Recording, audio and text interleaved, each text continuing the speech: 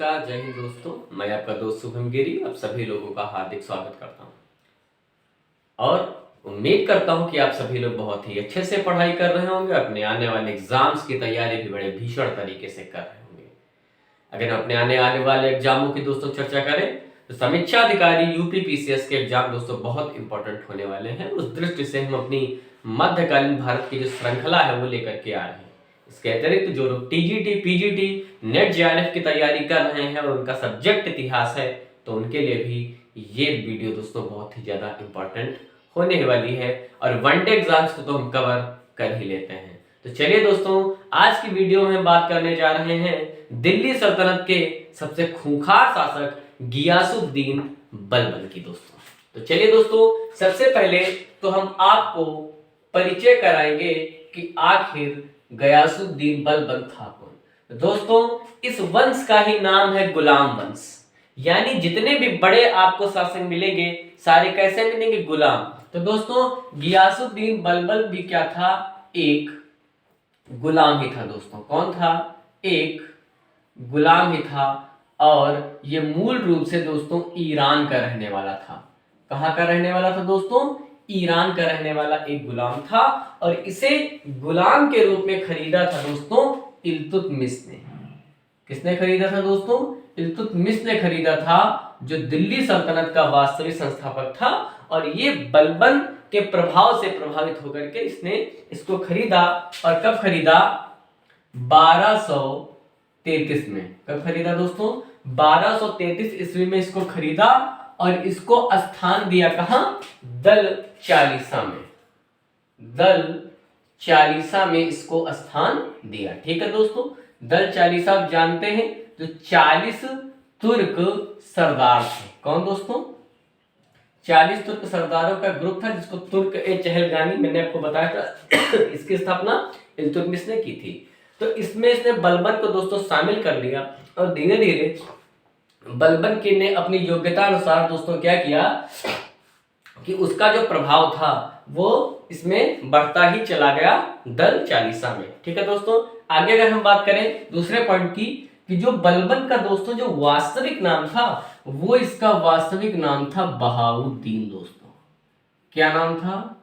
Bahauddin. Clear? कई बार पूछा है बहाउद्दीन किसका वास्तविक नाम था, तो बहाउद्दीन दोस्तों वास्तविक नाम था बलबन का। ठीक है, गयासुद्दीन बलबन का। ठीक है दोस्तों, चलिए अगले क्वेश्चन की तरफ हम बढ़ते हैं। इसने क्या किया दोस्तों? अपने प्रभाव से अनेक बड़े पदों को ये दोस्तों प्राप्त करता चला गया। ठीक है, अनेक इसने प्राप्त किए पद, जिसमें आपको प्रमुख बताऊंगा पद अमीर ए आखूर। इसके विषय में मैंने आपको कई बार बताया है। अमीर ए आखूर के विषय में दोस्तों, अमीर ए आखूर के पद पर रहा। सबसे पहले तो दोस्तों ये अमीर ए शिकार के पद पर रहा। किस पद पर रहा? अमीर ए शिकार को सुशोभित करने वाला ये सबसे पहले था। और इसके बाद दोस्तों अमीर ए आखूर दोबारा क्या बन गया और ऊपर बढ़ता गया, अमीर ए आखूर बना। और तीसरे नंबर पर बात करें दोस्तों तो अमीर ए हाजिब किस पद पर गया? अमीर ए हाजिब दोस्तों।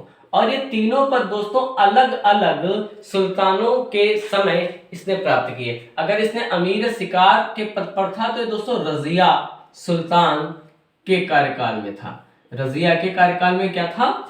अमीर ए शिकार दोस्तों। ठीक है, आखूर कब बना? ये बहराम शाह के टाइम में। बहराम शाह के टाइम पर ये अमीर ए आखूर के पद पर था। और अलाउद्दीन मसूद शाह, अलाउद्दीन मसूद शाह के टाइम पर ये दोस्तों इसलिए क्या बन गया माफ करें दोस्तों, अमीर ए हाजिब।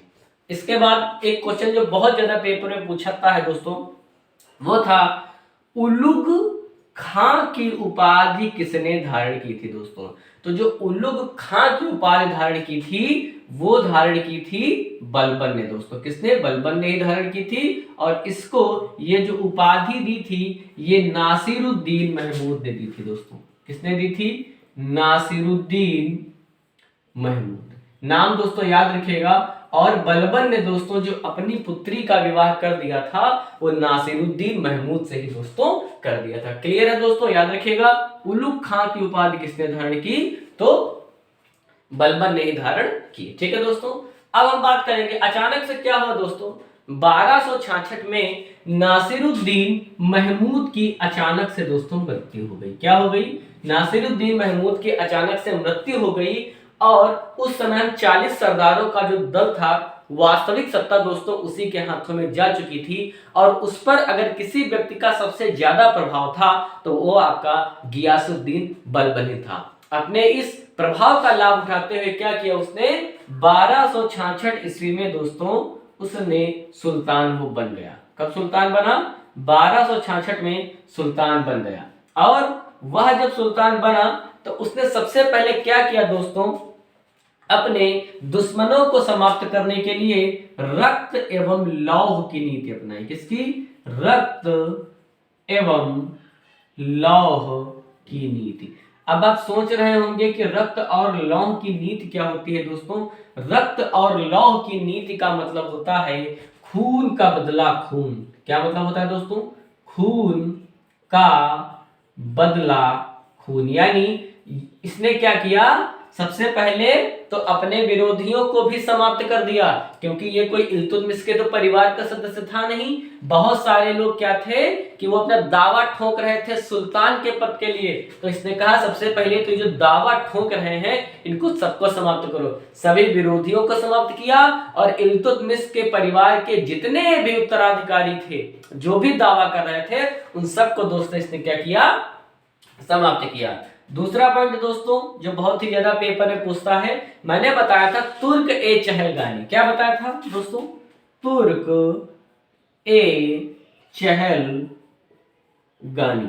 जिसको हमने क्या नाम दिया है? दूसरा दल चालीसा। और जो बलबन था किसका हिस्सा था? दल चालीसा का ही हिस्सा था। इसने क्या किया? इसको समाप्त कर दिया। यानी कि ये जहां से निकला था, जहां से इसने पावर इतनी ऑब्जर्व की थी सल्तनत में, उसी को इसने समाप्त कर दिया। क्यों? क्योंकि जब ये सुल्तान बना तो जो तुर्क ए चहलगानी के जो दोनों अन्य लोग थे वो भी दावा ठोक रहे थे कि भाई हमारा भी प्रभाव बने, बलबन कैसे सुल्तान बन गया। तो उनको ये जो बात है अंदर से हजम नहीं हो रही थी। ठीक है दोस्तों, तो ये उनके इस भाव को समझ चुका था, क्योंकि वो खुद इतने वर्षों तक उसमें रहा। लगभग उसने दोस्तों 40 साल के समथिंग तो उसने बिताए ही, तो वो उनकी मनोवृत्ति को बड़े अच्छे से जानता था। और उसने क्या किया दोस्तों? तुर्क ए चहलगानी यानी दल चालीसा को समाप्त कर दिया।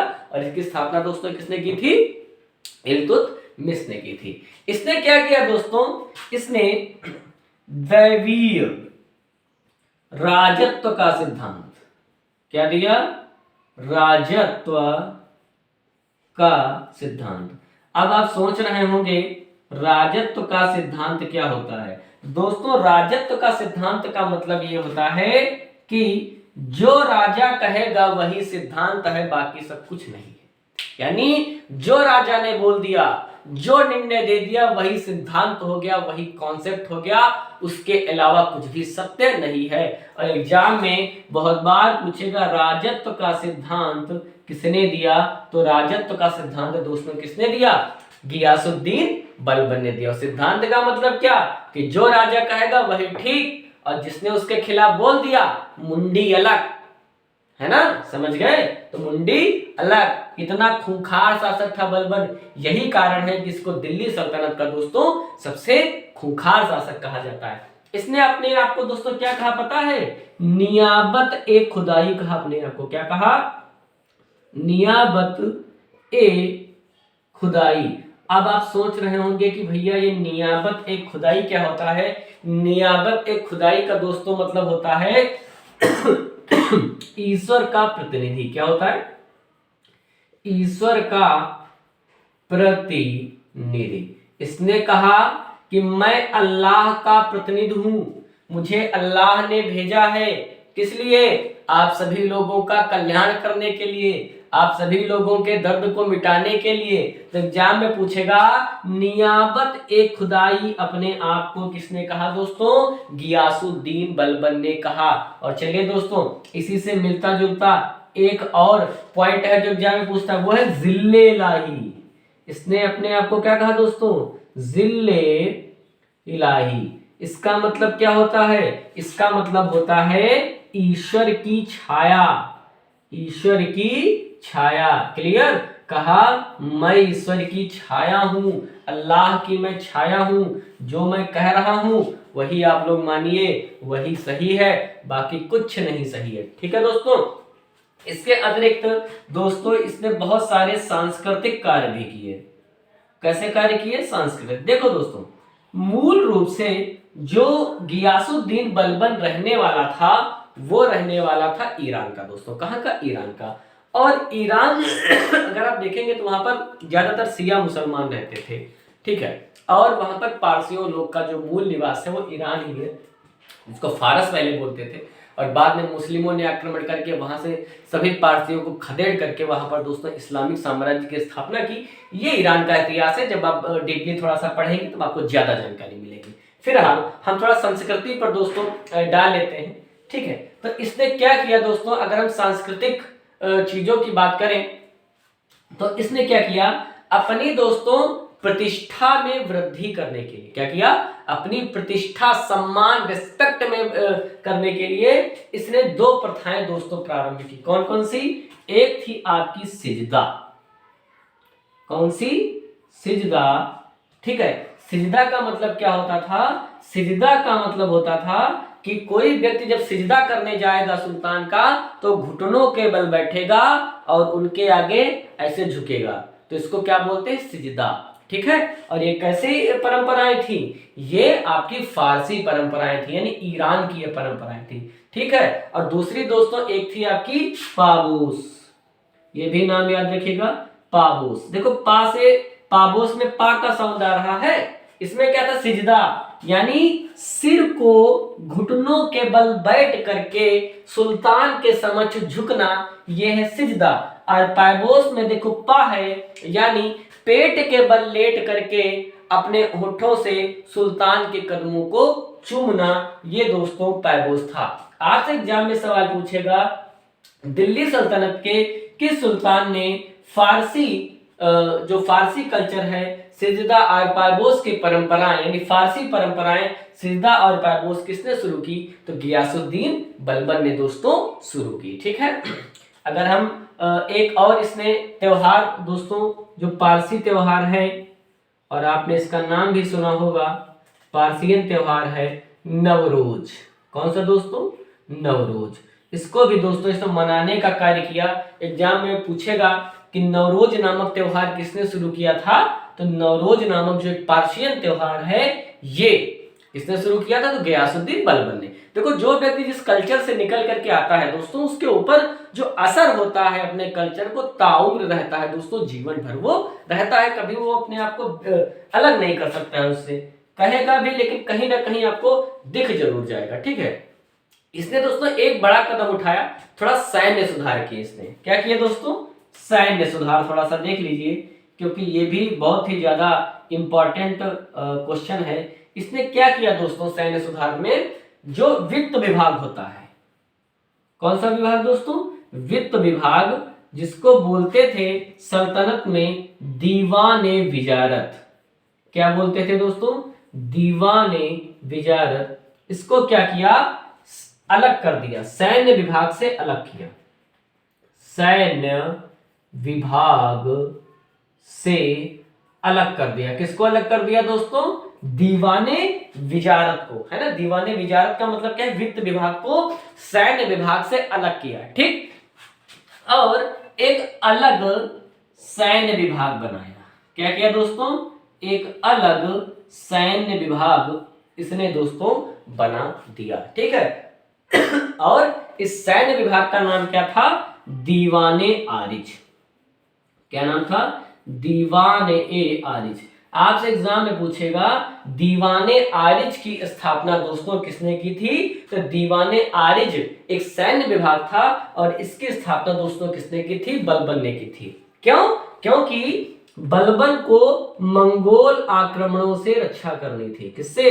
मंगोल आक्रमण से। क्लियर? और मंगोल आक्रमणों से ही बचने के लिए इसने तत्पर सेना रखना शुरू किया। अब आप सोच रहे होंगे ये तत्पर सेना क्या होती है?